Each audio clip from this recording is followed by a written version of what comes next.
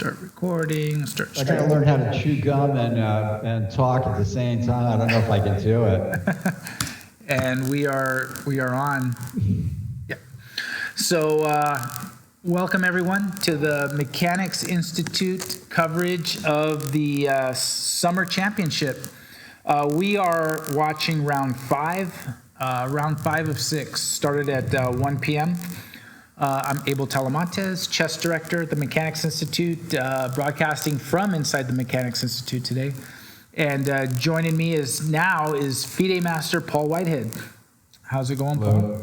I'm hanging in there. Thank you very much. And then Chief Tournament Director Judith Starre, who's the General Manager of Youth Outreach and Events. She's in the other room.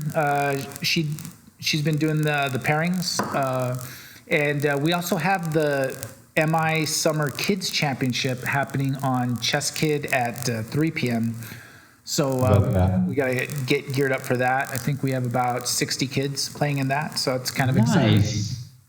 And then at around 3 p.m., I think Grandmaster Patrick Wolff's going to pop in on the broadcast and say hey, say a few words. Awesome. And if there's any games still going on, you can take a look at them. But here we are. We're in round 5. Alexander Lenderman is the only player with a 4 out of 4 perfect score. But we've got several players at 3-0. One of them is Patrick Cutt, who is playing Lenderman in the board right there. He lost in the last round to Alan Finkelstein, who's also with 3 points, as is Elliot Winslow, Mansour Mohammed, and Ian Wajaja. So it's going to be a competition for second place, but Lenderman firmly in control. He just finished off a victory against Elliot Winslow in the previous round, which was just kind of shows what a class above a top grandmaster is, because it just looked like he was very methodical in playing Elliot, and and Elliot's tough. I mean, he's like very strong. I didn't see the game. I played Lenderman was not only the coach for the Olympiad team, but he's a theoretician, very strong player. He's the guy that somebody has to try to take a game from. It's not happening. He won the Blitz tournament yesterday, 9-0. Yeah. We got to get some local talent to step up here. I don't know what's, it's looking bleak. Well, it's tough. I mean, Sam Shanklin was busy at the Olympiad, so he couldn't play to stop the Alex train. But we're happy Alex played in this event. He's played in some other events we've had, and he's dominating. And, right. And here we are in this position. I was actually taking a look at this. This is where opening theory, I should know something. And I'm trying to work this out, what happens if black plays knight takes d5. Can you help me, Abel, here? Or maybe Michael Walder or somebody? So c takes d5, right, yeah. I suppose. Yep. And then bishop takes c3. Mm-hmm. And then knight takes d5. Wait a minute. C takes d5, I suppose. Yeah. If knight takes d5, bishop a1, that's no good. So the only move is c takes d5. The problem is it's probably some book trap or something, and I just don't know it. And that's makes it, because I'm wondering what happens after bishop takes c3. I suppose, okay, the simple move is rook b1, but then knight e5, is black getting his pieces gummed up in some way, and this is no good? And I think Patrick must be suspicious because he's taking a lot of time on this move. Well, yeah, I mean, there's similar ideas in similar positions. So I'm just trying to figure out what's the problem here. Knight d5, cd5, bishop c3. If white takes the knight on c6, black takes the rook on a1, and now, okay, maybe bishop h6, and if bishop g7, bishop takes g7, king takes g7, queen d4 check, and then queen to a7 or something crazy like that. Is that possible? Queen g4 check, king g8. Then let's say queen a7. I'm just going to throw it out there as a ridiculous idea. All right, so the rook is attacked. The bishop moves, and then white takes on b7 with a incredibly strong pass pawn on b7. I wish there was somebody with a chess computer or something. Now you want the computer. Yeah. No, but it's interesting to work this out. Let's say it is a book thing, and I'm approaching it like from zero. Judith is in the other room, and if she's listening, in this position, Judith, in this game, is knight takes d5 a favorable move? Right. Well, what do you think? I mean, do you see any? I mean, I'm looking at this and knight takes pawn. Pawn takes knight. Bishop takes knight. Let's try pawn takes knight. Yeah, and then takes the rook. And then bishop to rook 6. Okay, Judith's telling us knight a5 is the right move. Knight a5 is first. How funny. Okay. Knight a5 is kind of the standard move. And he played it. Knight d5. Okay. All right. We're going to find out. That's good. All right. All right. Don't tell us any more, Judith. This is great. Let's see what happens. My guess is white plays c takes d5. And then maybe there's something else. This is a fascinating position. I mean, in that respect, black thought a long time, and maybe it hadn't seen this before, and maybe Alexander's never seen this before. Who knows? It looks to me like black will win a pawn, or else white will have some crushing continuation. And that's the thing when you're playing someone like Lenderman, you feel like if you see a pawn to be had, you're about to walk into your own demise or something. Yeah, my guess is that Lenderman's probably just mentally checking his analysis that he had done with Wesley So or Nakamura. Right. Caruana. Probably Nakamura, since it's a King's Indian, right? Where someone like you is going to say, well, I'm going to check my analysis with Michael Walder and Elliot Winslow. So I'm going to check it with Wesley So and Shanklin. Right, yeah. Well, anyway, so, all right, here's my guess. Pawn takes knight, bishop takes c3, and then white's going to take on c6 here. Oh, look at that. Oh, no, he plays bishop h6 first. Huh, interesting. Okay. All right, that's sort of... Well, here's the thing. If he can take the knight, right? Because then if takes the rook and then takes the bishop, he's threatening mate. So oh yeah, well it's black's move. Right. That's why the rules of chess say that everybody gets a turn. Wow, he took.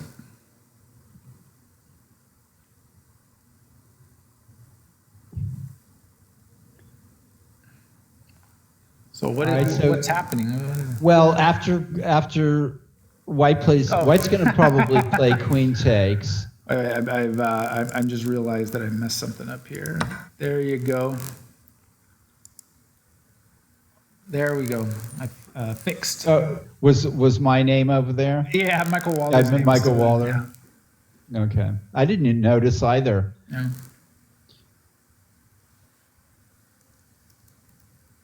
So f6, I suppose. No, f6 would be a mistake, of course. Black has to play. Wait a minute. Yeah, black has to play knight e5. Oh, wow. So I suppose knight takes e5. So now he's just going to take the rook. And white will have a better endgame, I suppose, after knight takes e5. But it's not, yeah, black has a very weak pawn on c7. That's going to be an issue. White just plays knight e5. Knight d2, I guess that's possible. Or maybe just taking, you don't want to take the rook. Yeah, you could take no, you don't want to take the rook right away. I think white's got, the simple move is knight takes e5, d takes e5, bishop f8, and then queen takes e5, I suppose. Knight d2 threatening f4. I guess that's possible. That might leave black a pawn up, though. Might be the way to do it. If I'm white, I want to regain my pawn and have a positional advantage.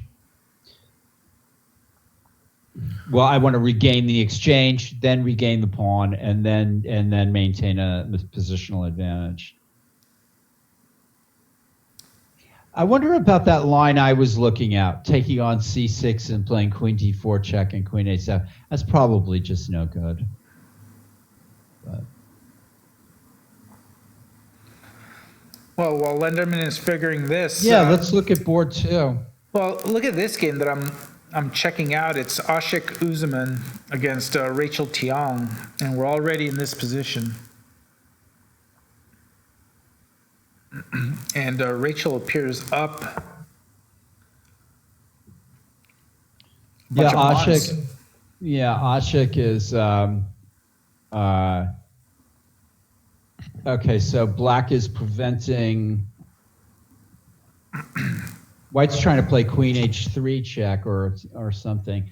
Black has some cheap possibilities here for sure. And rook c2 does threaten queen takes g2 mate. There's also rook d8. White should be winning this. Yeah, just needs to consolidate. Have a knight on a8, blocking the pawn from queening. Yeah, well, right now it's well placed, I suppose. I mean, but white should somehow find a way to consolidate this. So here's a game between Alan Finkelstein and I think it's Ian Wajaja. 2 bishops against 2 knights. Oh, nice game for black, I would assume. Yeah. Yeah. Being a pawn up as well. This is, I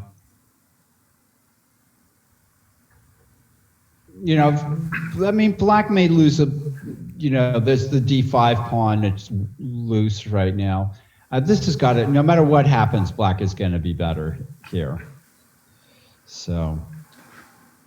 And let's look on board 2. It's Elliot Winslow against Mansour Mohammed. Those guys. Nice looking Benoni for black. Right, that's right. Yeah. Black can play c4 and knight d3 maybe. But these positions, they're popular again. At the mechanics level, we get Benonis all the time. You never see them out in the real world. Yeah. It's true though that these Benoni structures are very common with our mechanics master players, and they're just not played. And they're not played at the Nakamura So level. To go back to those guys again. Now look at this. Let me go back to board 1. Okay. Because. Now this is exactly what I was talking about.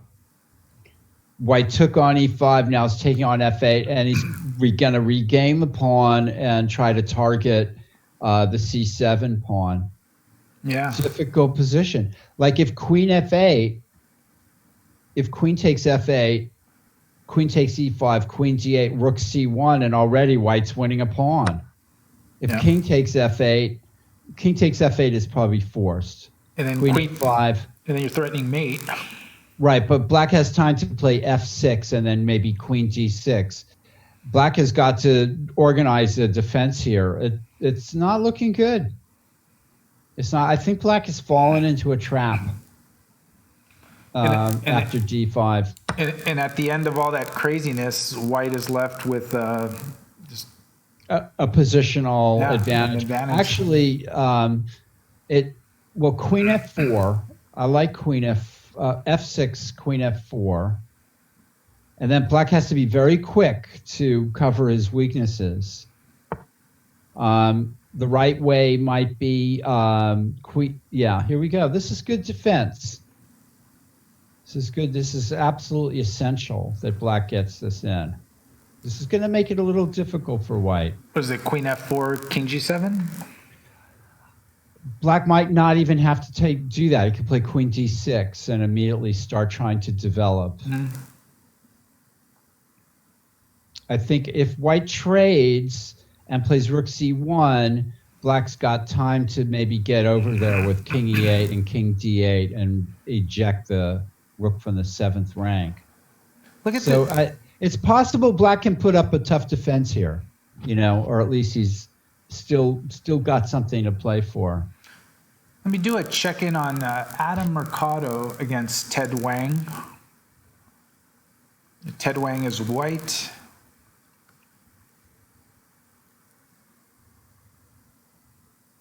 Well, this is extremely, looks to me like white kind of maybe not got enough here if that knight is stranded on h6. Okay, that's an interesting move. It provides a retreat for the knight and attacks the bishop. But black can play bishop c3. And then if knight g4, queen g5 or something. I don't know. Maybe white's wiggling out with this. Looks like black's got a great game, though, somehow. Wow, a lot of danger flying around. Yeah, there's danger flying around, but black is solid, I think. Let's take a look at Alan Finkelstein again. He's still up the pawn. Yeah. Well, just gotta get the black black can castle, and which is always a surprising move. He could actually castle on either side, I suppose. And then black would be threatening bishop f2. You got to like black here. He's a pawn ahead. I mean, sure, black is much better here. Yeah. Do you have to consolidate a little bit, though? Let's take a look at Oshik again in his game. See if we can find an answer. And look at Rachel, puts her knight on c7 there. Yeah, and she's blitzing out moves. Like Oshik Jr. over here. Yeah. Well, white might have some problems on the back rank. I mean, let's see. I don't know.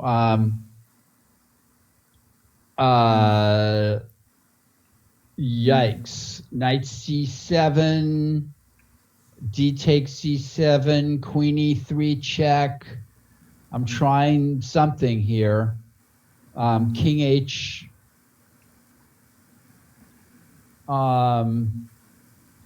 King h1. And then rook takes d1, rook takes d1, rook c7. No, rook takes d1, rook takes d1, maybe rook c1. There you go. So let's say black tries knight takes c7.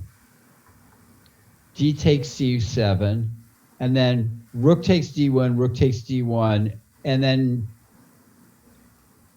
rook c1 maybe, or queen e3 check, and then rook c1.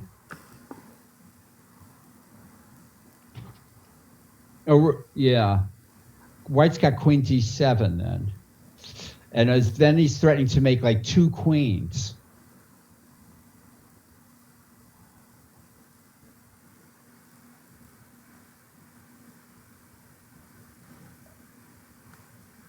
What do you think, Abel? Hold on, I'm working on something right now. Anybody can help me out here? Gulko fan, knight takes c7. I'm trying to find a way for black to survive here.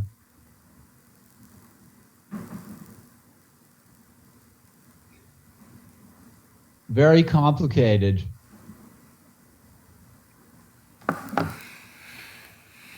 Okay. How's Lenderman doing? I provided no help to you whatsoever. Let's take a look at board 1 in that game. Yeah. He did play king g7. That's a mistake, I think. It's not necessary. He was trying to prevent queen h6, probably. Oh, White went back to e3. Okay, that took a little bit of the pressure off, but there was I still think king g7 is a mistake. There was no threat to play queen h6. Queen h6 was a minor threat. More important was getting c7 defended, and you know, black's king could have been better on f8, where it defended e7 as well.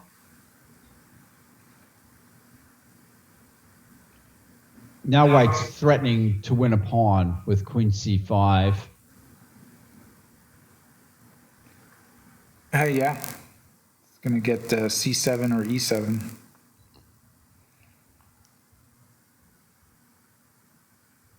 I think black's in trouble. King g7 was just too slow. I mean, he might have been in trouble anyway, but I think king g7 was unnecessary. Now I think black is under some. It wasn't a good move defensively. So I'm going to peek into another game that's pretty interesting, actually, in terms of the matchup. Alejandro Canales is white here against Ayan Zaman. Oh, black must be better here. White's overextended on the king side, and black has this strong pawn at e4, and this is not good. Black needs to maybe target the f4 pawn, or somehow gets, you know, black is substantially better. And we can not winning yet, but we could see that you know, the black pawn on e4 is far advanced. The bishops look strong, but how do you positionally play this out to keep building on that? Because you've got to just keep improving your pieces. First of all, get a sort of a soft plan, like trying to target the f4 pawn. That's the first thing. That's the first obvious weakness. And, you know, maybe doubling rooks on the f file, or, you know, playing queen c7 as well. What about like some? I was going to say some like bishop f8, bishop d6. Yep, something like that. So you get a soft plan and you start, you know, finding weaknesses. And then, you know, another useful move might be a5, with the idea of playing a4. And in the back of your mind, you want to play c5 and d4 as well. So those, you know, combining all of these different kinds of ideas. Also, if you can get white to play h4, you know, white's rook at h1 is tied down to the h pawn. So, but if white plays h4, then there's the g4 square you can get in on, and so white's got problems. You know, it's not immediately apparent, but they're, you know, it adds up to something. And yeah, so shall we move on? Yeah, let's go back to Elliot Winslow and Mansour. Elliot is shoving those queenside pawns down. Yeah, that's what you do, and he's getting that d3 square for the knight, and we have a typical, you know, Benoni kind of thing, that could explode in anybody's face at any moment, right? You know, 1 minute you're winning and then the next minute you're losing. Not many players could play the modern Benoni. Fischer, Tal. Tal was undoubtedly the biggest, the most successful player with the Benoni. Fischer didn't play it as much as Tal did, and Tal used it a lot, especially early on in his career. Nick DeFermian, Benoni player. Benoni. Yeah. Let's do a check-in on Ted Wang and Adam Mercado. Gashimov and Hare Krishna, says Michael Walger. Oh, well. Yeah, so black is just better here. I mean, this is just, the rook is hanging at a1, but black doesn't even have to take it. I mean, there's still this, the pawn f5 is a threat here. White's just kind of discombobulated. And if I'm black, I want to play king g7. King g7 maybe. Yeah, black just played knight g6. There might have been a reason for that. But king g7 looked like a good move too, instead of voluntarily putting the knight in a pin. I'm not always understanding what's going on in the mechanics games. Sometimes we just like to mix it up. Well, let's go to this game here. Rachel Tiang has got Ashik in a little bit of trouble. Ashik's trying to create enough chaos to get himself back, but this is tough. Yeah, well, okay. This is definitely one. This is definitely one for the problem books. I mean, okay, White's threatening knight e6 check. I'm assuming that throwing queen e3 check in is a good idea, but it might not be. I mean, what's the most direct? Go ahead. How about this? What if black plays rook takes d6? Then rook takes rook c1 check? Well, wait a minute. Rook takes d6 can be met. Let's look at the simplest moves first. Knight e8 check. King moves, knight takes d6. Yeah. And that's, you've just given up a whole rook. Yeah. Where, you know, that. Yeah. I mean, there's lots of complicated moves you could play too, but knight e8 check just screams out at being like, what happens? Okay. See, this is what happens if I'm left to my own devices, Paul. Like, I'm missing the simple forks. Yeah, I'm always trying to find the simplest move, the move that just cuts through everything. I'm not always successful, and sometimes positions are too complicated to find simple moves. But yeah, looks bleak for Uzaman, says Gulko fan, and I'm kind of agreeing there. All right, so what about knight takes c7? Yeah, knight takes c7. That just throws caution to the winds, all right? D takes c7. Now white's threatening to make two queens. All right, so black has to do something. Go out in a blaze of glory. That was always my favorite way to lose a chess game. Play rook takes d1, rook takes d1. All right, now black has no time to play rook c7 because white's going to make a queen. So he's got to try to create some back rank issue. You know, maybe queen c1. Could that actually work? Queen c1. Yeah. No, first knight takes c7. Okay, here we go. D takes c7. And now rook takes d1. Rook takes d1, queen c1. I don't think it works. Queen c1. No, because there's no. Well, I was actually queen e3 check first. Yeah. So rook takes d1, rook takes d1, and then queen e3 check. Yeah, you can do that. And then you could even play queen takes a7. Oh, no, white's got rook d7 check. Yikes. Well, what if black plays queen e3 check? Right. Queen e3 check, king h1.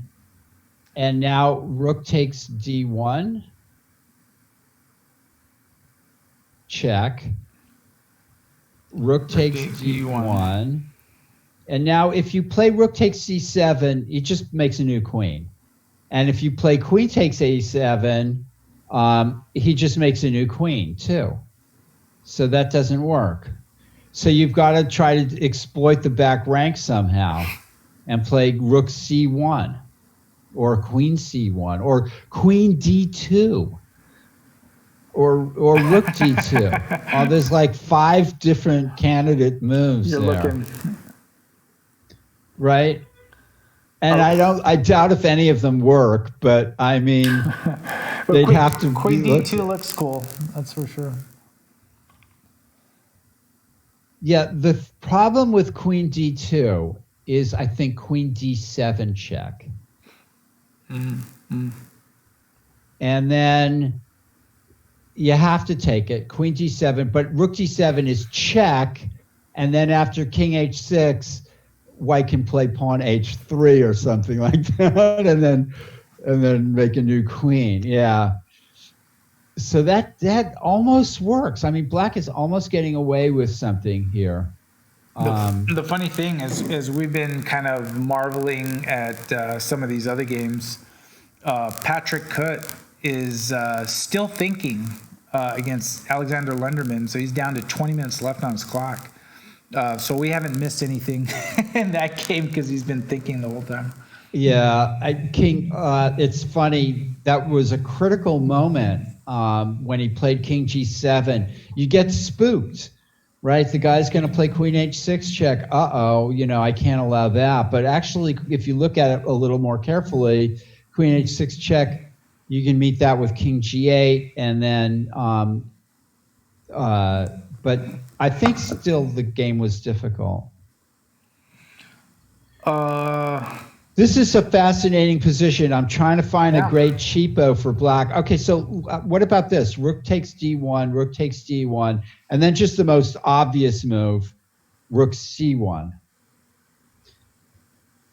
Well, first, of course, black's playing queen e3 check, king h1, and making the back rank quite weak. And then rook c1. So rook d1, queen e3, king h1, rook c1. Again, queen d7 check, and if king h6, I think white can just play a8 queen, and that's it. Yeah. Well, what about other moves like rook d2 or something? Yeah, you can't do that now, though, right?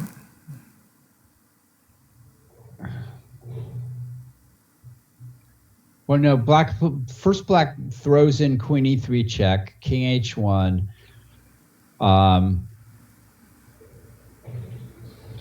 And then plays rook t1, I guess, rook d1, and then rook d2.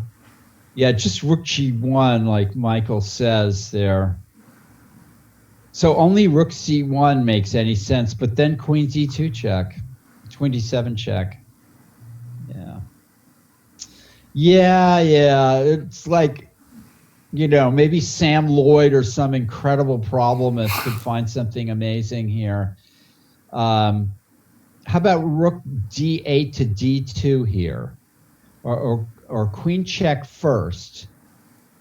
No, rook to d2. All right, rook takes d2. Because you are threatening rook g2 check, I suppose. Rook takes d2, and then queen takes. Yeah, that's a possibility. All right, what's so rook d8 to d2 here? All right, if white queens, And queening might win, because on rook takes g2, white can play king h1, and then rook h2 check, gives up the queen. Black takes it, and then goes queen h4 check. But white can play king g2, so that's not going to work either. It comes close, a little bit close. Close is not working in chess. Yeah. Close, but no cigar. Yeah. So for those of you joining, this is round 5 of the Mechanics Institute Summer Championship. The time control, as you can see up there, it's a game in 60 plus 5. So this is round 5 of 6.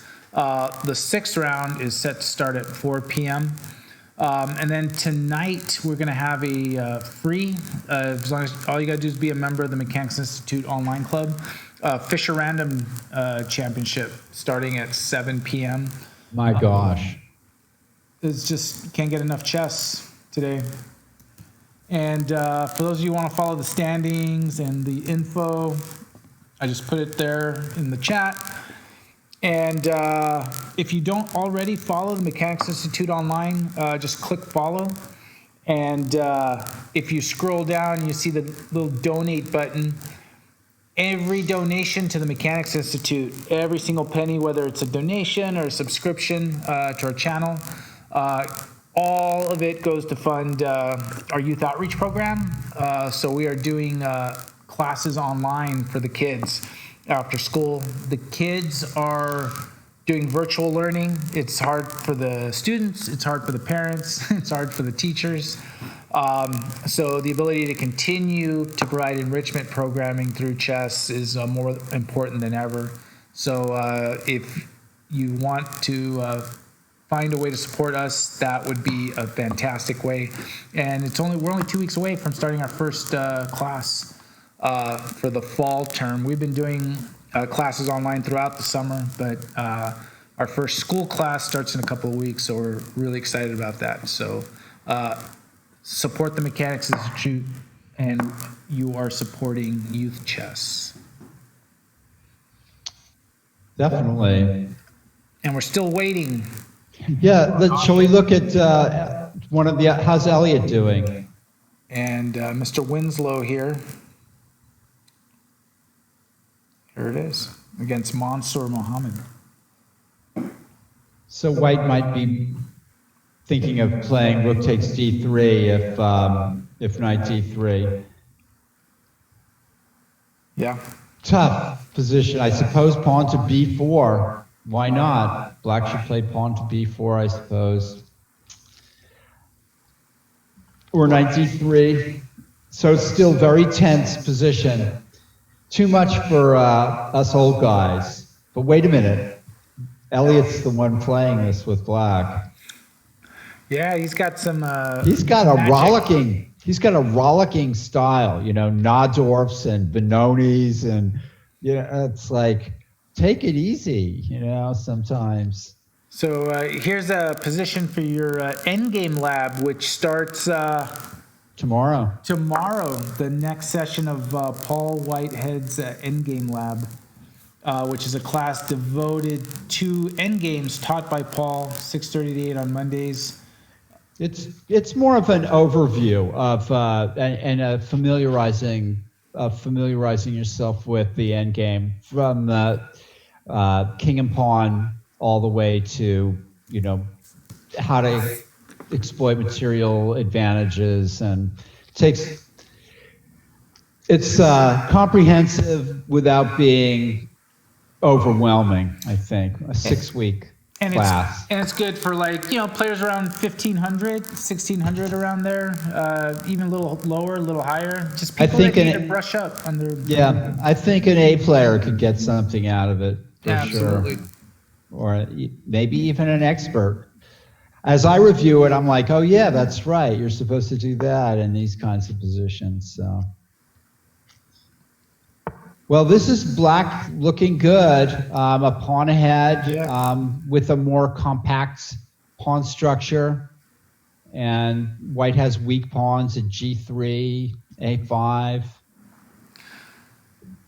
Black's being very careful here with rook c8. I mean, yeah, the endgames are looking good, but rook and pawn endings are notoriously difficult. So let me take a peek on this game via Ted Wang and Adam Mercado. Black is still suffering from this pin on the diagonal, but yeah, look at him. but still seems to have the game in hand, or or a strong position here. So White's just played g4.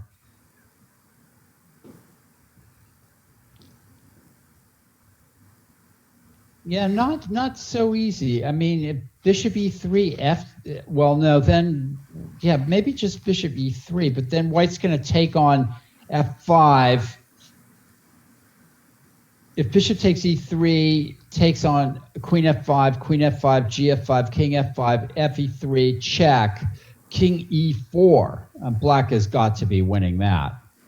He's threatening a mating attack with rook a g8. So that's extremely strong for Black. Bishop a3 may just be a winning move right here.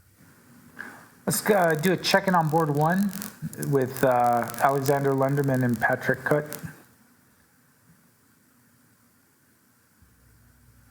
So Black is losing the c7 pawn. It's a disaster. Yeah, and that's a pretty good spot. Oh, wait a minute. Whoa. I spoke too soon. Queen c7 is met by rook c8. And then Black is the one winning. Yeah. Nice tactic. The White, and it's the kind of move you have to find. So White's in it for the long haul here. It's still definitely, White is space-wise and so on and so forth. And there's some possibility of playing pawn h4 here,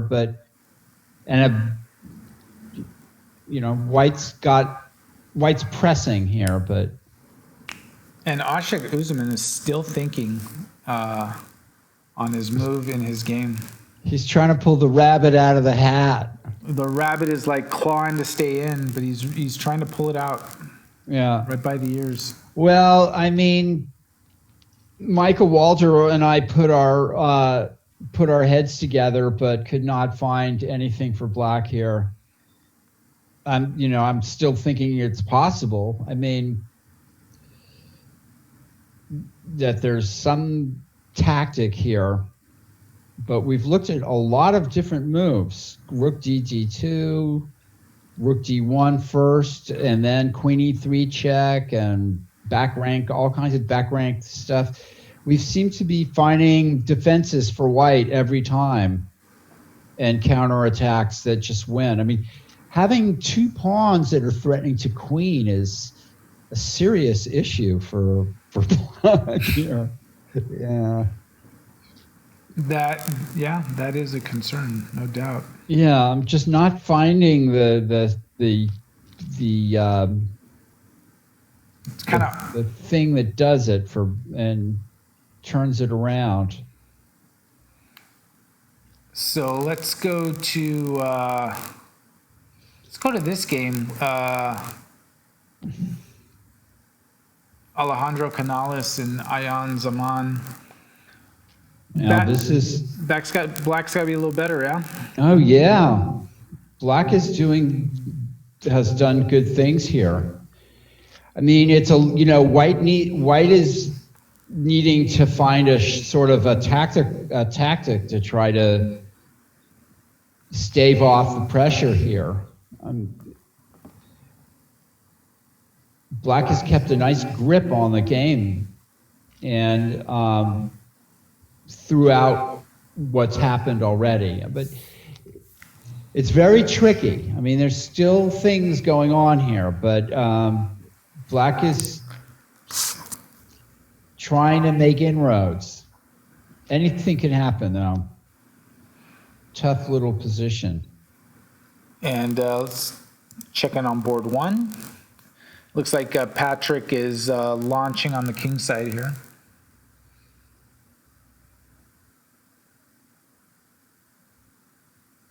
Yeah, it's a bold move. I mean, It's got some courage. yeah, definitely. It weakens a G6 square, so I'm wondering, okay, white goes back with the bishop, but instead he comes back with the queen. I'm not sure what Lenderman is angling for here. Bishop F5, maybe? There's a big time disparity, and of course, black really doesn't. I guess maybe black was going to try F5. Look at this. I mean, you got to hand it to. Okay, so maybe the threat was Bishop H7. That was a sneaky move, actually. Queen D3. I had seen that, but I figured that Bishop E8. But now he doesn't lock in the rook. That's true. Yeah. I mean, this is really nothing that black is doing. I mean, black is doing something which is good, always good.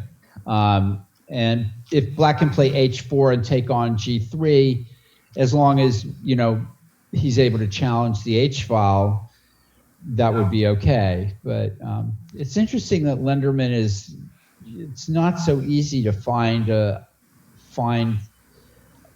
knockout move here. And Black has his chances in this position as well. So interesting game. Yeah. Yeah. It's an interesting game, and always nice when the underdogs take find a shot. Some moves. Yeah. Take a shot. Yeah. Yeah. All right. Well done, Black. Ashik so far is still thinking. He's at 16 minutes. We never see Ashik that use this much time early. Well, then how about Elliot's game? Let's go to Elliot. Benoni. Let's go check the Benoni. Yeah, this is still Rook B8. Black was worried about Bishop B6, I suppose, or if playing Pawn B4, then Knight A4. So still, everything is still up in the air here. And Black's waiting for White to play F4 before he plays Knight D3, which makes sense too, because that might prove to be B3. B3, huh? That's going to allow Black, that seems to be helping Black along on the queen side. Pawn takes pawn and Knight C4 or pawn B4. I don't approve of B3 here. Maybe pawn B4. Sometimes you play pawn B4, but this doesn't look right. What if you play Queen F6? With the idea of playing Knight F3 check? Yeah. Yeah. Maybe. Because Bishop D4. Because then you can take on C3. Yeah. And you got all those pawns down there. If you can take the C3 knight, and you just got your pieces centered and those pawns rolling. White could play Bishop D4 after Queen F6. But pretend you don't do that. Yeah. No. Okay. That's not the right way to calculate chess. No. I'm going to try to deceive him so he doesn't see that. Right. The wishful thinking school of chess is quite prevalent. It's unbecoming of the Mechanics Institute, right? No, but it's a very common chess style. The wishful thinking style.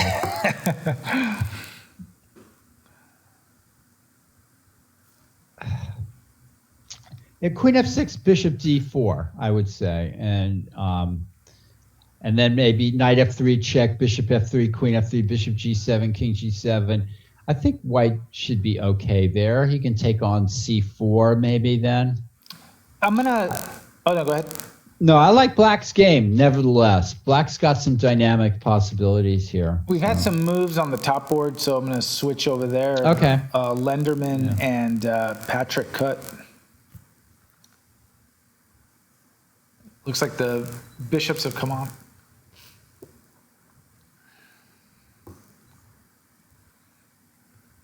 And And Patrick is saying, this is my moment. I'm going to go for it. Whether there's something to go for, I don't know, but.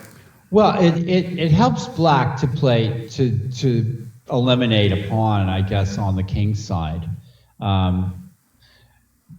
The question is, of course, if you do take on g3, okay, so Leonard, yeah, this is, okay. So white's in a sense threatening pawn to e5, because if f takes e5, white can take on g5 with the queen, and if you play queen takes e5, white's going to trade and then play rook takes c7. So this pressure down the c file still exists. Of course, black should take on g3 first. H takes g3, h takes g3, and now black is faced with, well, okay, that's another issue here. Black would like to meet pawn e5 with queen takes d5, but he won't be able to do it if white can play e takes f6 check and win his queen. Yeah. So the pawn e5 is actually a serious positional threat and may just put the kibosh on black's whole strategy here. And Alan Finkelstein defeated Ian Wajaja, so okay. So yeah. he will have 4 out of 5, doing really well in the tournament. He's played Lenderman already, so right. He's a good player. Yeah, it looks to me like pawn e5 is a massive threat here. If only black didn't have this weakness at c7. So, I mean, is it worth it to play pawn to c6? There we go, pawn to c6. Okay, first take on g3, h takes g3, now pawn to c6. Let's just do it. Now e5 can be met by queen takes d5, because the pawn at c6 is defending. Yeah. And if white takes on c6, black takes back. All right, so this is a good start. And now I think black has to play pawn to c6.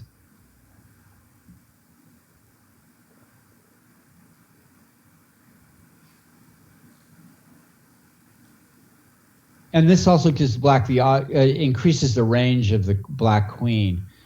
White might try to play f4, but I mean that's just what's going to happen here. And I'm not sure that that's. This is tense, but I think black must play c6 here. It just looks absolutely forced. Well, Patrick has made this interesting for sure. Yeah. And Ashik Uzman is still thinking. Wow. On that move, and for those who are just tuning in, he's been about probably 20 minutes on this one move as black and what to do next. Well, we've spent a lot of time on it too and haven't been able to find anything for black. I'm not ready to take a look again. I wasted a lot of blood cells, brain cells. Does it feel like a waste that where you're trying to find a solution and you can't find it? It's like feel defeated. Well, let's say I'm Ashik in this situation. What would I do? I try to find the variation that was the most confusing, I suppose. Because what else can you do? To mix it up, yeah. So black has lost a piece. Yep. Now, was it for something? It's for what? For free. Yeah. In a position where I thought black was winning by exchanging on e3, he's gone into this. Is this a win?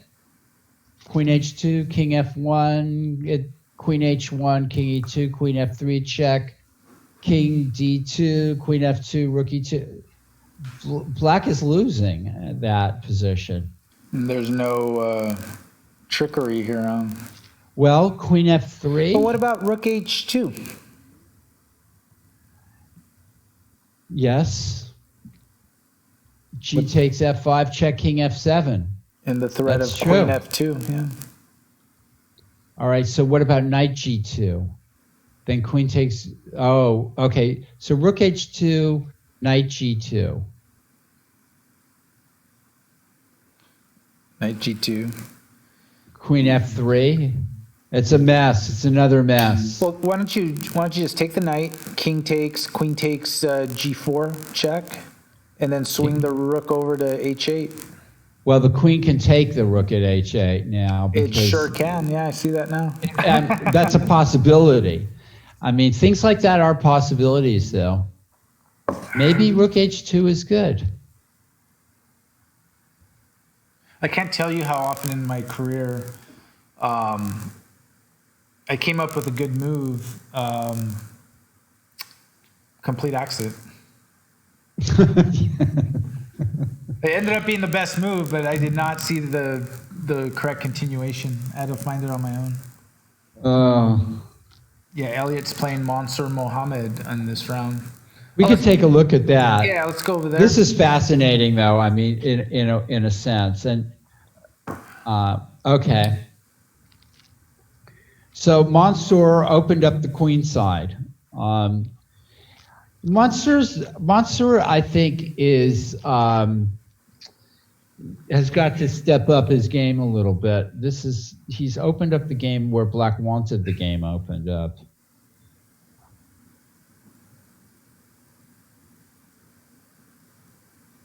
Yeah, and it's his. I like Black here, and Black has got the dynamic.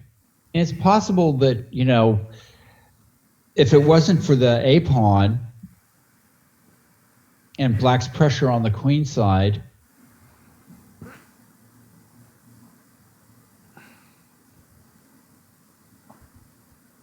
Black seems to have more dynamic potential, and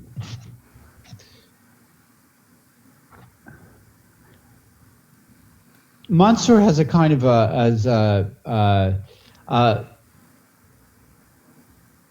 a style where he's trying to punch back against the stronger players rather than play the game set the pace himself. And I think that's a big difference between stronger players. They set the pace. They're on the attack. They're trying to force matters. And the expert player can't expect to win against the master by playing that kind of well, let's see who makes the first mistake, you know, kind of play. So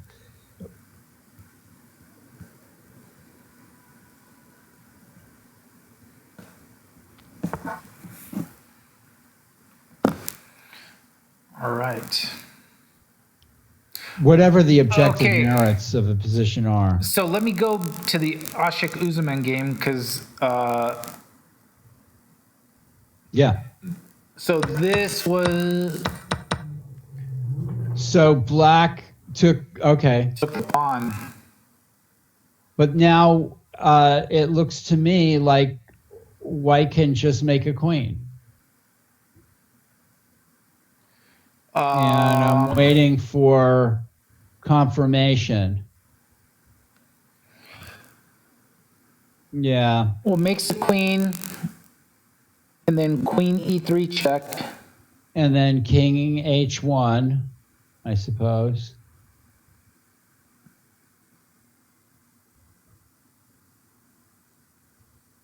Yeah.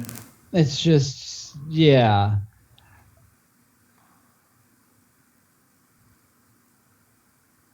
I mean, if you could, I guess Ashik is hoping for something like rook takes d1, and then maybe there's something on the back rank, but even that I don't see.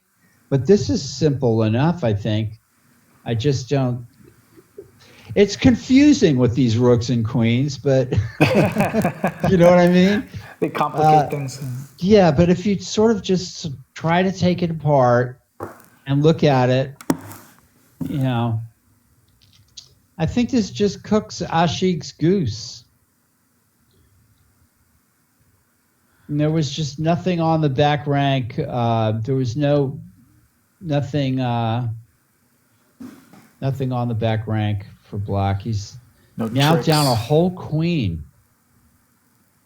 Yeah, just did not work out, it looks like. Yeah. Well, we couldn't find anything. So. Well, let's take a look at this other game that we were looking at. It looks like he did end up playing. I want to see a top board too after that. Yeah.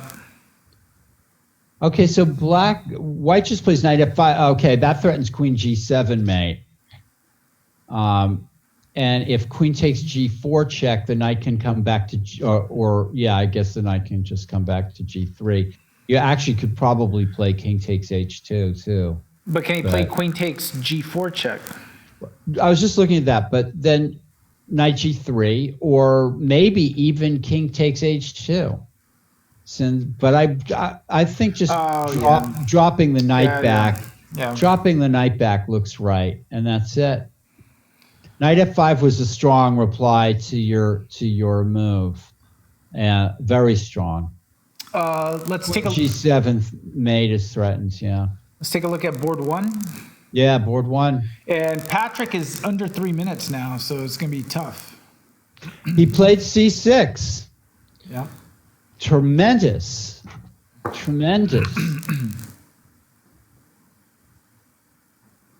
Black has played some very, very good moves here in this game. And,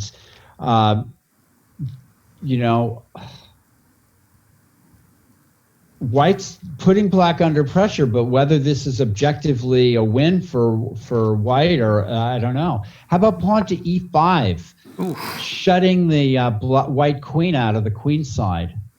Why rook a8? What was that? Yeah, I liked pawn e5.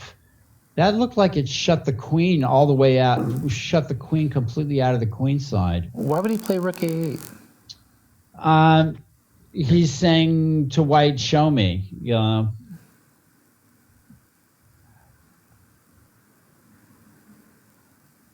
Also, white has a good endgame here if he plays pawn e5, queen e5, trade, and rook takes c6.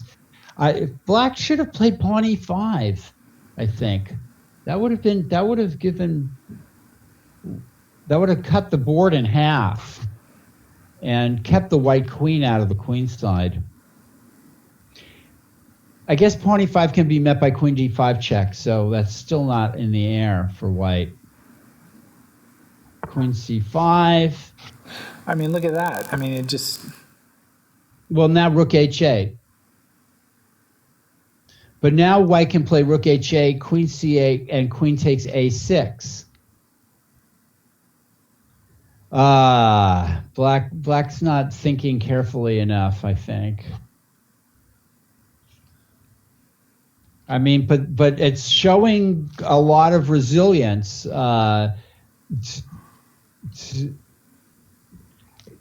White's not clearly winning that position, even though he can win the a pawn. Yeah.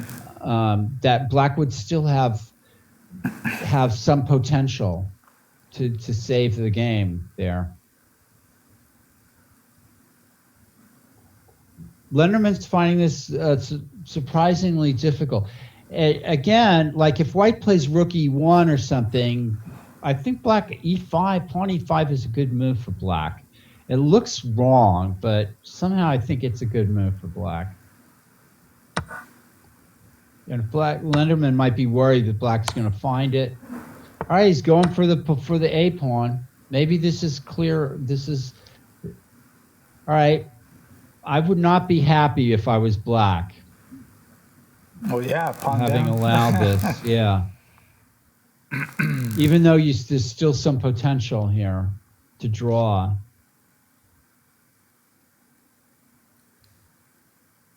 How do you draw? I mean, if you play queen d4, but white's got queen c4. Yeah, so this should have been considered.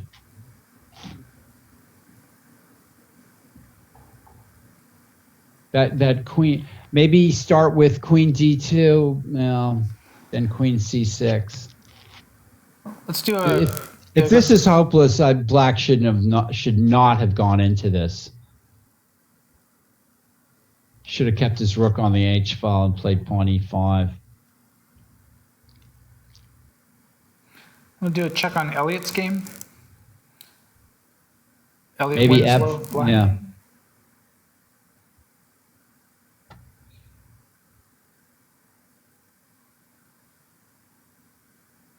Black's got some chances here with this B pawn. Yeah, and look at that bishop. That is a strong bishop. Look at White's bishop, just trapped in. Yeah, lowercase man, that's right. Black has to do something like F5 in that other game. Yeah, this is just, I mean, well, White was the one that encouraged all this queenside play, so, with his pawn to B3 move.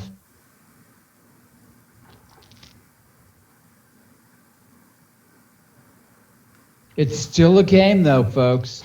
I guess knight D4 and then pawn to B3 is coming.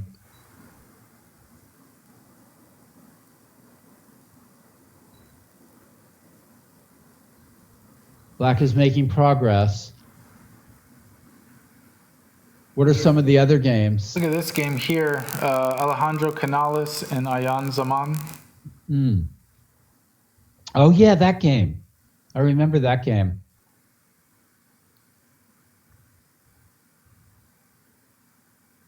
White's put up very stiff resistance in this. You got to hand it to White.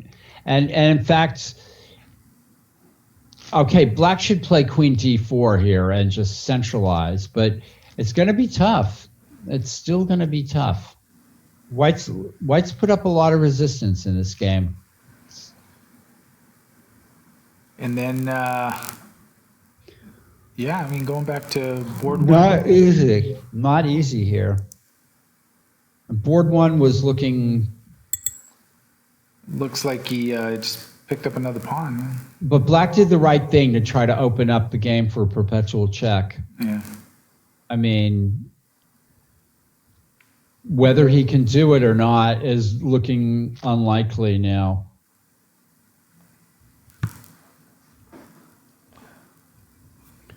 So it's the outside pass pawn.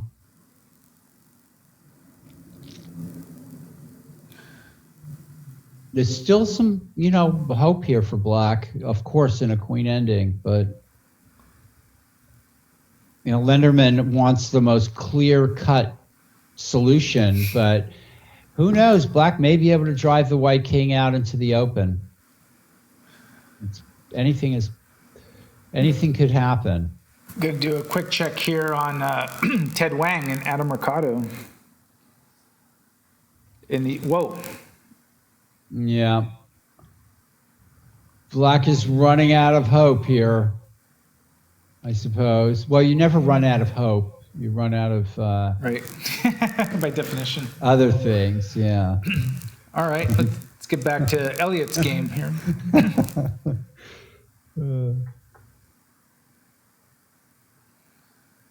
And thank you for everyone that's staying with us. This is round 5 of the Mechanics Institute Summer Championship. We're actually going to get busy in about 15 minutes because at 3 p.m. on Chess Kid, we have the Mechanics Summer Kids Championship on chesskid.com. So nice. we're dealing with last-minute registrations and some questions and all that troubleshooting. What's my kid's rating? What is a rating? All those happen in the kids events. So give special props to Chief TD Judith. Judith's in the back. She's pairing all these games, and she's getting everything set for the kids tournament, and as well as handing out trophies. We've been handing out trophies today because parents have been swinging by Mechanics to pick up their kids' Scholastic trophies. So really busy, and she's working hard. She even ran out and got me a Starbucks, which I'm happy about. I got her a cheeseburger from McDonald's. It's kind of we've got product placement going here. Yeah, so I'm having my Live from inside the Mechanics Institute. Yeah. Maybe one of these days it'll be the Starbucks Mechanics Institute, the Starbucks Chess Club. Well, I kind of doubt it, but 10 million. that's funny. 10 million donation. Right. The Starbucks Chess Club. So, Well- Monsoor had offered a draw earlier. Oh yeah. And Don't do that. That's another thing. You don't let's talk offer about chess them- etiquette. Chess etiquette. I have never seen a master accept a draw in a situation like that. I can't even recall one time. Now, what do you mean a situation like that? Like one where it's the even? position's even and there's still a fight going on. Just masters don't take draws in those situations. Well, I'm glad you asked that question because there was an incident that happened here inside the chess room. It was the Rapid Championship that we had here, not the one with Caruana, but the state championship. It was the first round, and Vincent McCambridge was playing Shanak Shivakumar, and Vince McCambridge, IM, 2400, whatever. Right. Shanak was like a 2000 player, and I think Shanak had the position was clearly even, and I think it was like opposite colored bishops and pawns, and didn't look like there was a lot of progress. And I guess Shanak had offered a draw. He declined it, and then like a few moves were played later, and he offered the draw again, and Vince got a little upset that was happening, and as a tournament director, it's like, he has the right to offer a draw, and I get the etiquette because I'm one for etiquette. I totally believe in that, but it's like, what do you do when it's like people should be aware that in that situation where you're dealing with a strong master, you have to earn it, you have to prove it, but it's tough because to the kid player, there's ones that'll just hoping for the draw, and then there's ones that, okay, this position is as drawn as can be, right? How long do we have to play it out? And you're saying you're gonna have to play it out until I say we're done, basically. Yeah. I mean, that's why they're chess masters. I mean, because they fight. They've earned that. They've earned that, and you have to earn it. And I've never seen like I said, I can't recall one time. A chess master will agree to a draw if they're in an inferior position. Yeah.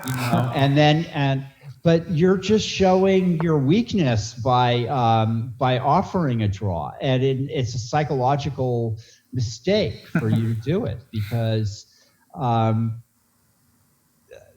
it means that the master knows that you're scared of him, and that right.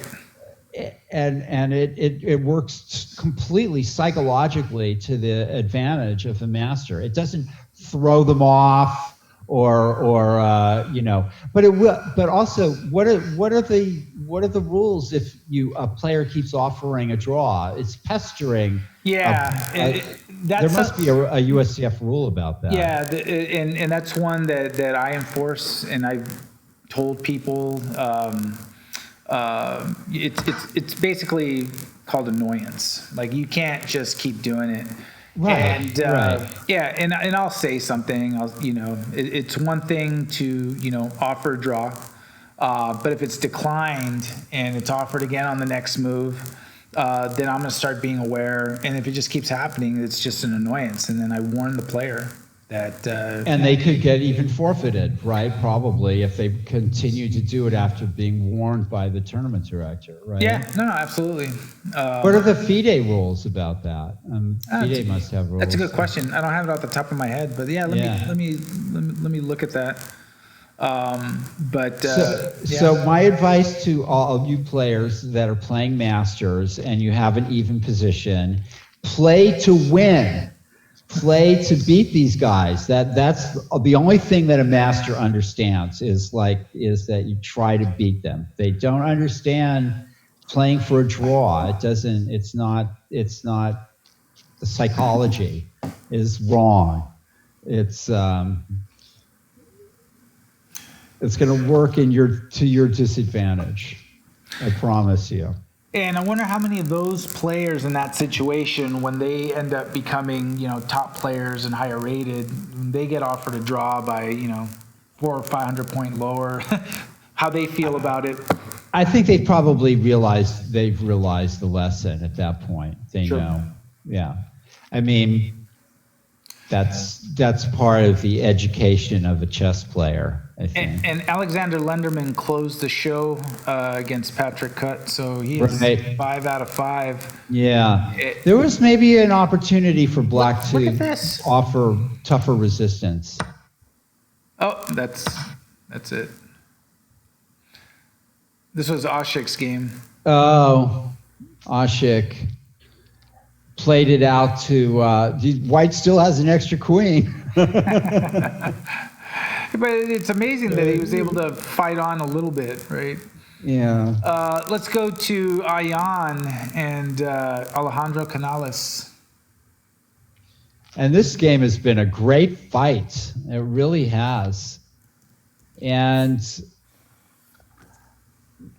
yeah, this has been a wonderful, and that Ayan has used so little time in this game compared to White, showed that White was under a lot of pressure. Oh, jeez. And but what's happening now? Rook C8 check. The thread, Black is of course starting to take on F4 here. Have they been repeating moves with rook check and rook check? No. Oh, so is White playing for a win now with Queen C4 check? Yeah, this is not a repetition of moves here, or even twice. Okay. Black might have to play rook F. Let's see, if Black plays rook F7 and White plays rook C, White can't play rook C7. So rook F7 might, then rook C8 check. Yeah, and rook F king. Yeah, rook. Yeah. Ugh. King G7, Queen C3 check. That would have been horrible. Black might be forced to do this. And Rachel Tiang beats Ashik Uzman. So 2 games left in the round. Elliot and Mansour, and this one, Ayan and Alejandro. Wow. So rook C8 check, King E7, I suppose. And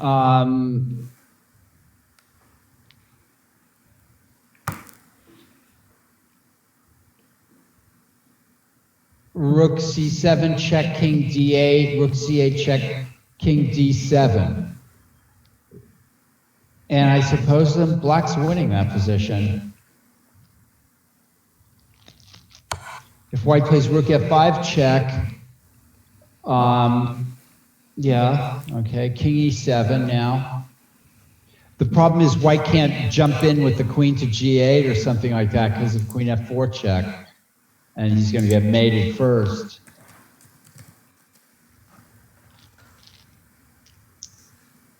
So King E7, and if Rook C7, King D8.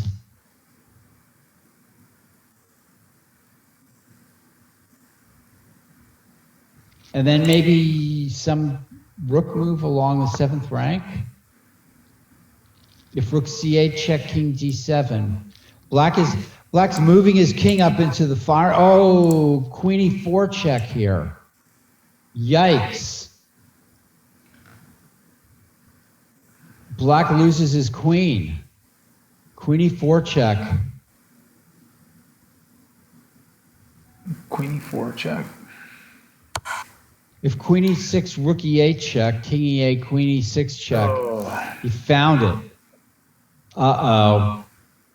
Can Black play Rook to E5? No, I don't think so. F takes E5. That's an amusing finish. Yeah. Oh my gosh. Just got locked in, huh?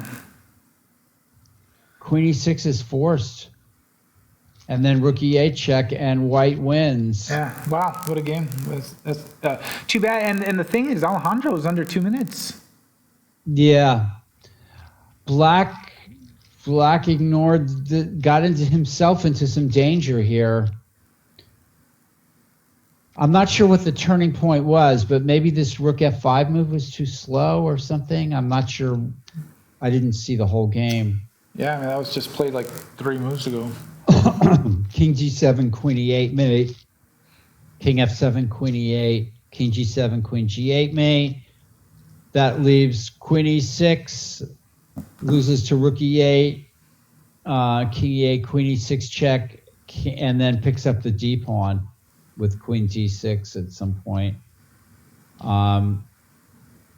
If rook e5, f takes e5.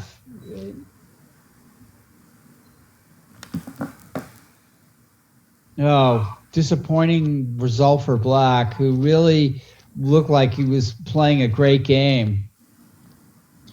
Queen e4 check is yeah, that's hard to see a little bit when you came up with the king. So Black should have interposed the rook at f8 way back when.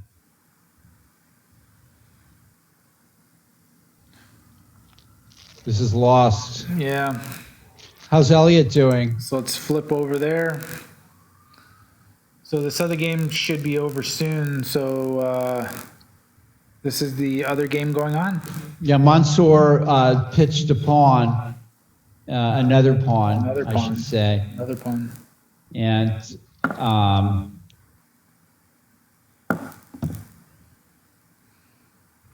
he's got a little bit of white square pressure, but I don't think it should be an. I see Black somehow coming out of this on the winning side. It might take a while, but I'll be right back in 3 minutes. You do that. So stay on this game. Jan is oh, what happened over there? Yeah.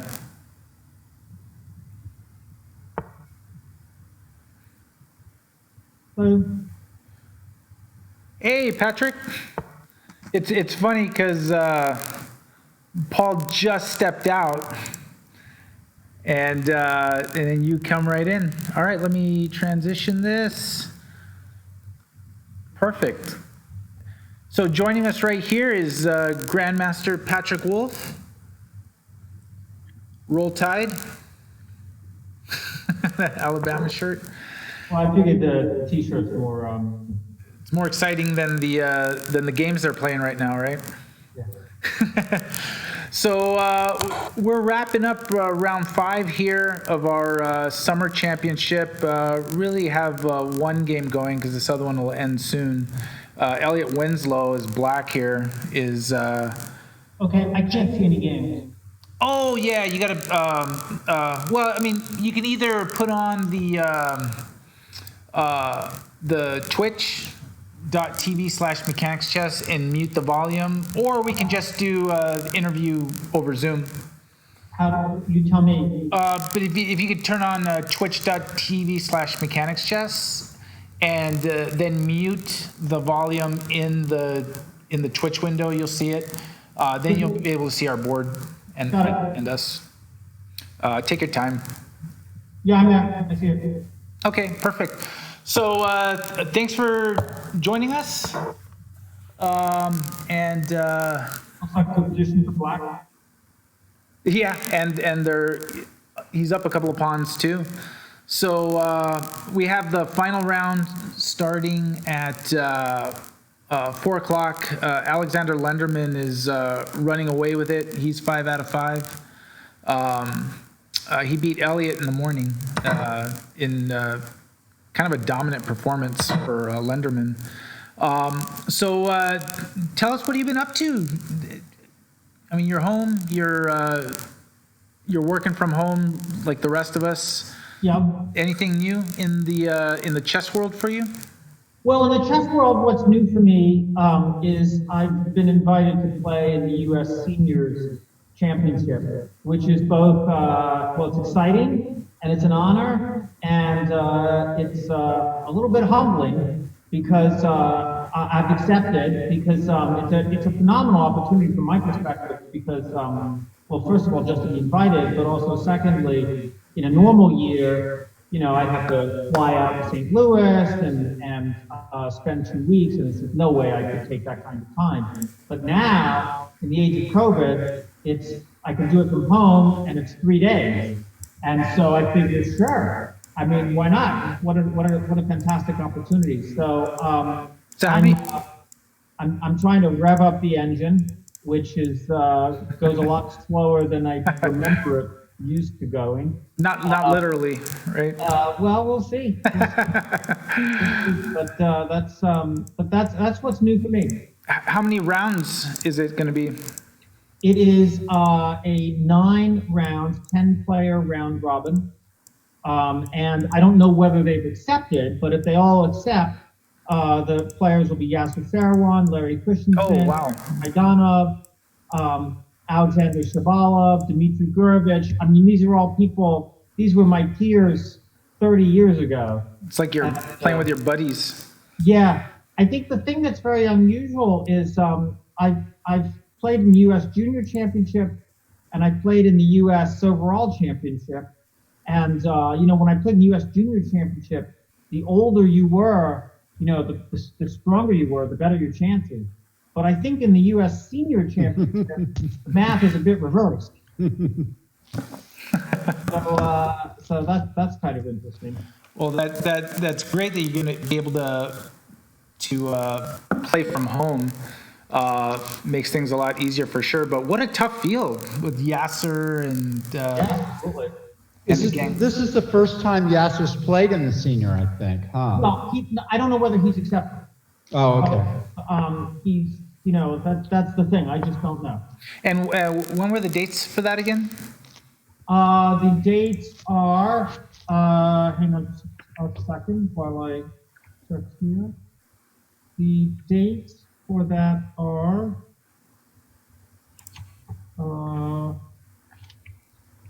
I do have this here.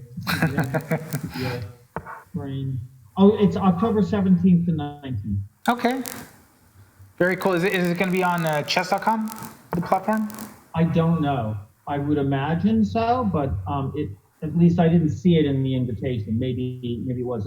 It's at the St. Louis Chess Club. So, however, they put their tournaments on. Oh, God. Just 24, I think, right? Maybe. I'm not sure. Well, they'll use it to broadcast it, but the actual platform that they use, I'm not sure if it. Yeah, I'm not sure either. Use chess.com or like ICC. By the way, it looks like Elliot, he may have given a pawn back, it looks like. I'm not sure what's happening here now. Black's move right here. Yeah, we've been following the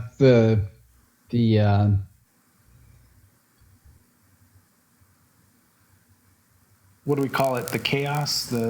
following the chaos. You think White's winning a pawn back by force here, huh? Maybe? I'm not sure.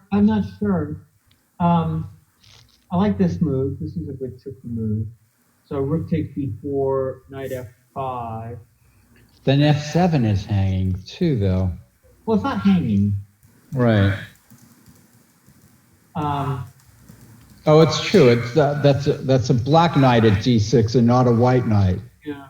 No, actually, this is a good move. I like this move. Rook takes b4, knight f5 looks very effective. So it looks to me like he's still got everything together. Good for him.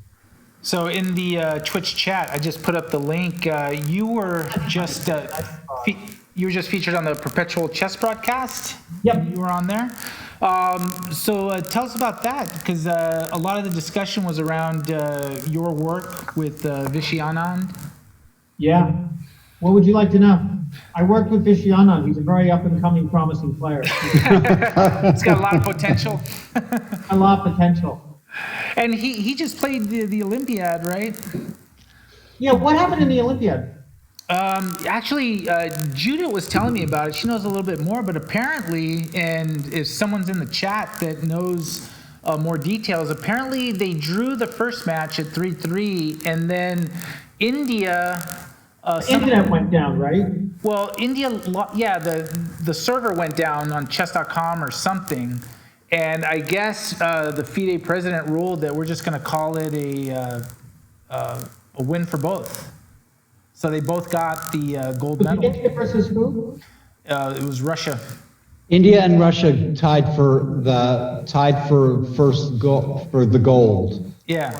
They both got gold. Where can one find the games? I usually look at Chess24. I know the Weekend Chess also. Chessbomb.com. They put up the games in PGN or Chess Bomb. And a lot of people are feeling bad for Armenia because Armenia suffered a similar fate, but they did not get the benefit of the doubt. They got eliminated, I think. So there's a lot of controversy around this. Online chess is there's been problems with that for sure. Yeah. I mean, in all kinds of ways.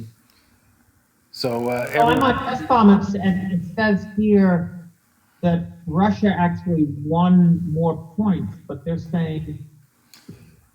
Yeah, they gave them both the gold. Everyone's a winner. That's too bad. Well, now Monster is now down a piece, so this game is. And this is the last game of the round. Well within Elliot's grasp to win this. Yeah, and unfortunately for us, Mansour is not one that resigns very easily, but he's got 1:30 left, so. Right. Well, maybe he'll put it to good use. So do you still stay in touch with Vichy at all? Or? We've certainly talked from time to time. I mean, I think it's been at this point well over a year, the last time that we spoke, but from time to time we've chatted. I saw him in St. Louis a while ago. I think St. Louis was the last time we spoke. Was he there for the Sinkelfeld Cup or? Yeah. Yeah. Yeah, I mean that's it's been quite a pleasure to follow Vichy and be able to have a hand in that at one point. And then to see him still playing at a high level. Yeah, well, this is what I was talking about in the Perpetual Chess interview. That I mean, really, the only player I would say did even better is Korchnoi. Right. But Vichy really managed to maintain a very high level for a long time. I mean, obviously, he still maintains a very high level. It's just that, I mean, I don't remember how old Korchnoi was when he played Karpov, but in Anand's second match against Carlsen was quite competitive, and in his mid-40s or early mid-40s. So that's mid-40s probably, I guess. Maybe early 40s, maybe 43 or something. I don't know. At that point, that seems young to me. So have you been playing a lot of online chess lately? No. I played some online chess, and as per usual for me, it became addictive. So I did what I always do, which is I played for about a week, and then I tore up. I go through this cycle like once or twice a year. Give in to your addictions. I play. I can't stop. So I just have to rip it out, and then I'm done. Yeah, he was saying on the Perpetual Chess broadcast, he has to actually delete the chess.com out of there because. Yeah, I've gone through that now. You have to self-ban the website. I don't know if you've ever watched. Have you ever watched the movie The Matrix? Yeah. Yeah. So you remember how in the second and third movies, the architect is explaining that they've destroyed Zion 6 times already, and they've gotten very good at it. That's kind of how I am with my online chess account. I've gotten very good at ripping it out. You're like, I'm done. This is it. Never again.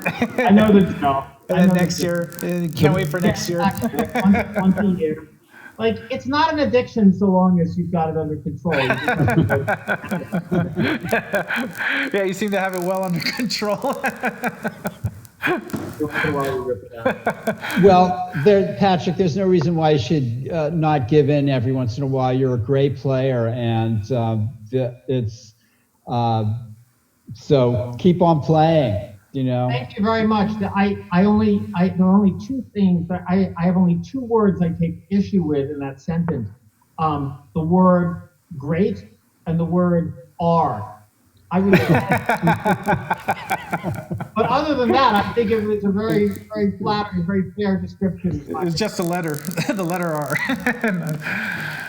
No, and you played the Blitz Tournament of the Americas that we organized. That was a lot of fun. See you playing. And Oh, you were. That was good. It was interesting to observe that for myself. Like the first half went very well. Oh, you were playing like a house on fire. It was incredible. Ran out of gas, but had some good games in there, so that was good. Yeah, I mean, what do you think? It seems like your chess was great, and then, like you said, you ran out of gas. So maybe that's something to think about when you're playing in the senior championship. You know, how not to run out of gas. Yeah, well, I mean, I think basically we're just all going to be beating each other over the head with cane. I think everyone's in the same boat. Actually, I did. I just have a bigger cane than other people. I saw that when Nick and I remember were looking at one of the senior championships a couple of years ago that Larry Christensen was playing in, and like Larry started off really great and then he lost a bunch of games and people were just, like you said, clobbering each other without rhyme, reason, or sympathy, or yeah. I mean, is that how it's going to be? It's going to basically be like a reunion, but you're all trying to just kill each other. Oh, it's a virtual reunion. Yeah. Yeah. No, that's fun. At least I still have all my teeth, right? So I have to be thankful for certain things. yeah. So you're going to go to the senior and they're going to get ready to try to knock them out. Well, that's really exciting that you're doing that tournament, and we'll certainly be following that event. Yeah.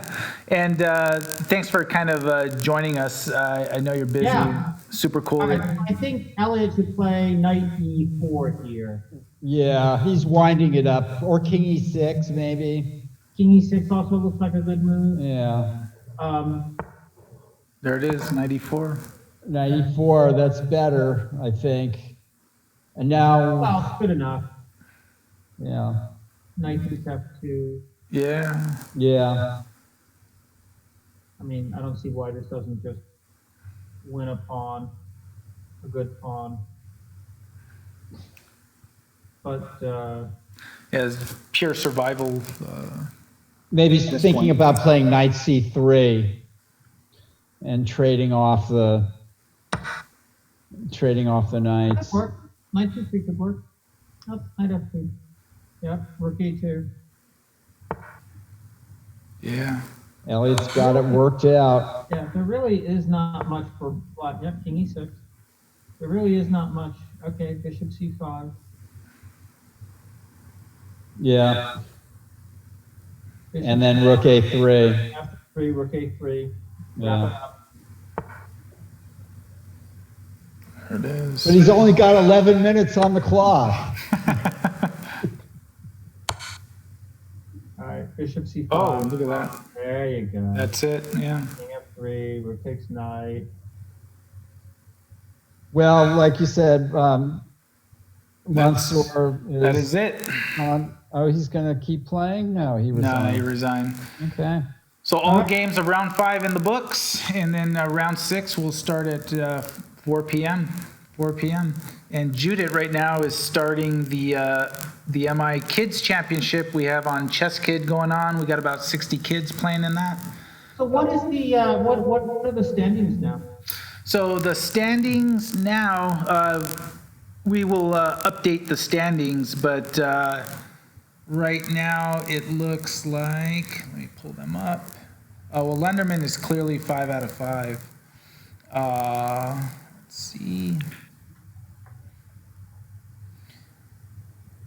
Yeah, Lenderman will be 5 out of 5. Alan Finkelstein, who's a 2000 player, who's a kid, he's 4 out of 5. Elliot will be 4 out of 5. And then that's it for the people with 4 points, and then a bunch of players below. But Alan Finkelstein has played Lenderman, and so is Elliot Winslow. So it looks like they'll play each other in the next round, Alan and Elliot, and then Lenderman will be playing. Might be playing Rachel Tiong, who will have 3.5 out of 5. So, because this tournament is manually paired by Judith on chess.com, we can't just pull up the standings because it's not its own tournament on chess.com. It's essentially random games that we pair ourselves on chess.com, and we enter it in the tournament software like we would a live tournament, and then that's how we generate the standings and what have you. The interesting behind the scenes tournament directing that goes on here. And then tonight we have a Fisher Random Championship, free, open to everyone. 4 events this weekend, part of our MI Summer Chess Festival that's winding down. So when you play on chess.com, when you allow yourself, like, do you have a core of players that you play with and challenge, or do you just log in and see what masters? I just log in and just let it fly. In my last iteration, I just log in and see who's there. Yeah. No, I haven't tried Leela chess, but I understand that Paul Leela does. is much more popular now. Yeah, Lee chess. Paul uses Lee Chess. chess. He plays on it a lot. No, I think we're talking about 2 different things here. Leela. Leela.org. Oh, Leela. No, it's different. Yeah. But I gather Leela.org is getting pretty popular now too. I've never seen it. That one I should I'm take a not look. familiar with. What is it? Like training? Oh wait, hang on. There we go. So those. Oh wait, that's not it. Here. Let's see this. LC0.org. There we go. Leela Chess Zero. And what's on that site? What's on that site, Patrick? Well, I think you can set up Leela Chess Zero. That's interesting. Is it Lee Chess that I was looking at? I apologize. I can't remember now. Lichess.org? Maybe that's it. But that's just a platform to play chess, right? Yeah. It's a great platform to play chess. It's Yeah. the best. This is the one. I just got confused with the Leela computer. That's all. Okay. Yeah, Paul plays on it all the time. That's his preferred. Well, yeah, it's set up to play chess. So it's got this wonderful interface where you don't have to log on either. You just right away you can play a game without and it doesn't try to be a lot of things. Chess.com is a whole architect of news and stuff like that, and but you're Lichess is a platform to play chess, and that's pretty much it. Yeah. Right. So speaking of Leela, which is what I got confused with, obviously with Lichess, but the chess computer. Did you guys see this Evans Gambit game where Leela crushed Stockfish? No. You haven't seen this? Recently? I think it was recently, yeah. Leela at this point, by the way, seems to be stronger than AlphaZero. Really? Yeah. It's pretty extraordinary. Who's behind Leela? It's open source, right? I think so, yeah. Yeah, it's this whole open source thing. Wow. So anyway, that's a pretty. I don't know if I'll be able to find it sort of instantaneously, but it's this pretty amazing game where, as per usual, the AI engine gives up a couple of pawns and then gives up a piece, and all of Stockfish's pieces are tied up in knots, and it's like Incredible. And playing God. Did it add to theory? Did it add to the theory of Evans Gambits? I mean, is Evans Gambit now winning? Well enough to be able to say. Right. I mean, it was kind of thought that it was just not that great, and black equalizes quite easily, but. Yeah, well, I think that's probably true, but it's not that easy, right? Right. Yeah. Of course not. I mean, Kasparov played the Evans Gambit. Sure. And the Scott. Yeah. No. Yeah. I mean, Kasparov, to his great credit, really infused life into some of these older openings. Yeah, he made a study of the older chess players, like Fischer did. He's interested in it. I think I may have found the game. I'm trying to see if I can pull it up. Yeah, that'd be great to play that game over with commentary by Patrick Wolff. That over the Twitch channel? I'm sorry? Can you put that over the chess channel? Yeah, when I find the game, I'll put it up. And apparently it just happened, right? Well, that's what I said. Yeah, I think it's pretty recent. Yeah. Oops, sorry.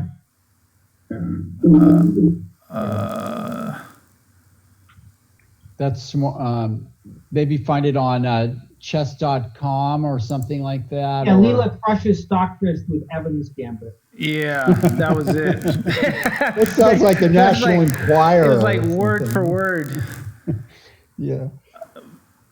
But it leads to a video, not the game. Yeah, videos don't go well on. Yeah. I've only found it on video form, but obviously the game must be available. Right? Yeah, it must be. Let me try to find it on the other computer that I have here. So you follow like the computer games like pretty regularly because it's the AI versus AI. Well, I mean I don't follow them regularly the way I would if I were playing chess professionally or seriously, but I always love to play over these games because these games are unbelievable, and to analyze with these engines is pretty amazing, right? Like they just see so much now. How do we understand what they're telling us? Is it we still have to use our own brains to try to figure it out and put it into words and concepts that are human. So how do we do that as human chess players? How do we use the knowledge? Well, I mean, you analyze with them and you see what they tell you, and then you try to understand why.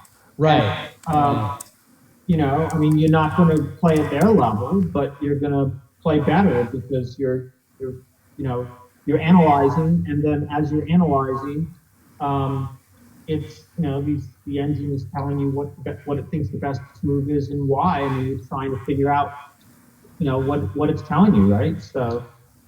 So you sort of have to.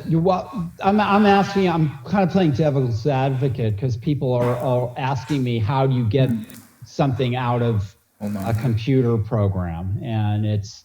I think people are just the average chess player does not know how to use an engine and just will. You see that when there's the Carlsen Karyakin match or something, and everybody's just parroting the computer. They'll shout out blunder, and they have no idea only because the computer's telling them it's a blunder. They're not using their own mind to try to figure out why. So let me see if you can see what I'm looking at. I can, but it's an English opening. Yeah, this isn't it, right? Yeah, this isn't it. This is not the. It's probably later. That's a good game too, by the way. That one we were looking at. Yeah. Not common, not stomp and gambit. How do these computers like pick what if they're gonna play a gambit? Well, usually they're just fed like when they play each other, when they play these matches. They just pick 50 or 100 openings at random, right? And then they take turns playing either side. And that's the way you make it a super fair matchup. Yeah, well, I don't see it here in this iteration. It's not like Leela thought like, oh, I know what Stockfish plays against the Evans Gambit, and I'm going to prepare something against it. Like, that's not how it goes. Even this game. Yeah, that game with the 4 pawns on the 5th rank, by the way, is pretty awesome too. Is that this one? I don't think so. Oh, this is a good one. I remember this game. And Leila's white, Stockfish black. Oh, wait a minute, I'm like going the wrong way here. Staunton Gambit.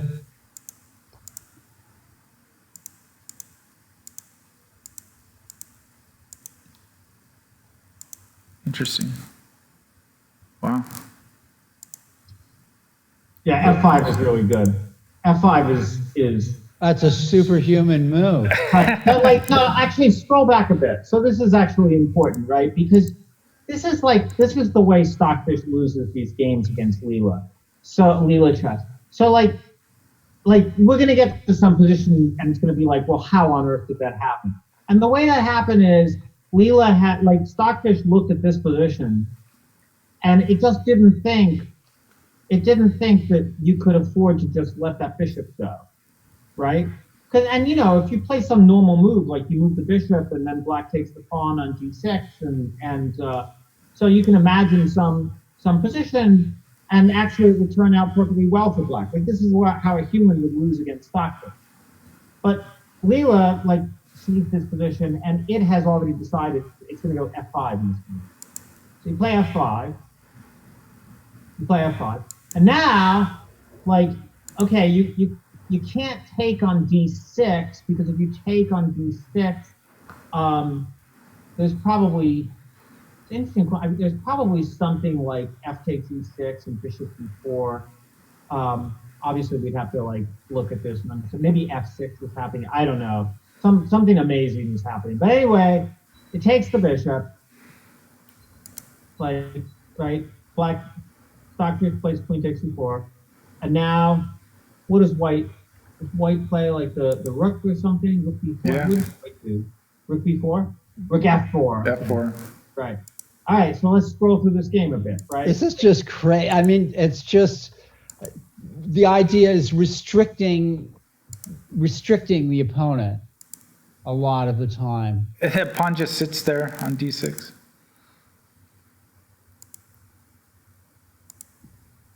Yeah, I mean, look at this position that Leela managed to get. It's unreal, right?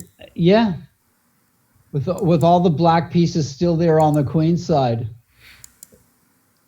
It had to take that. This is just This reminds me of some of those other games where Stockfish was being beaten by Alpha Zero. Oh, yeah, queen a4, right? So that on b6 you play rook takes b6. Crazy. Right. Notice, still, black is not able to move that bishop to get the queen side developed. And it's like the way it's like Paul Morphy kind of the whole way that thing that was opened up by Paul Morphy in terms of development and restricting the opponent's pieces taken to a total new level. it just takes the bishop.